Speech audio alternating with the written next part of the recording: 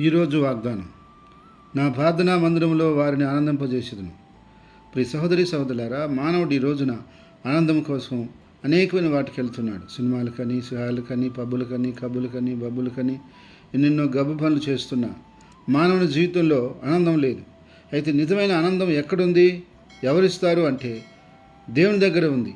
అది ఎక్కడ దొరుకుతుంది అంటే ఆయన సన్నిధిలోకి వస్తే ఆయన సన్నిధిలో దొరుకుతుందని చెప్తున్నాడు. అందుకే ఇక్కడ అంటున్నాడు, నా ప్రార్థనా మందిరంలో వచ్చిన వారిని నేను ఆనందింపజేస్తాను అంటున్నాడు.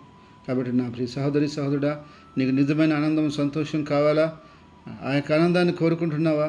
అయితే నువ్వు ప్రభు సన్నిధికి వచ్చి ప్రభు సన్నిధిలో నువ్వు సమయం గడిపినట్లయితే నువ్వు తెలియకునని మహిమాశక్తమైనటువంటి ఆనందం, సర్పసఖ్యముగా అయినటువంటి ఆ గొప్ప సంతోషం, ఆనందాలు నీ జీవితంలో, నీ కుటుంబంలో, నీ అనుభవంలోకి వస్తాయి. ఈరోజు అనేక మంది ఆనందిస్తున్నారు. ఆనందం నీవు కూడా పొందుకోవాలని దేవుడు కోరుతూ ఉన్నాడు.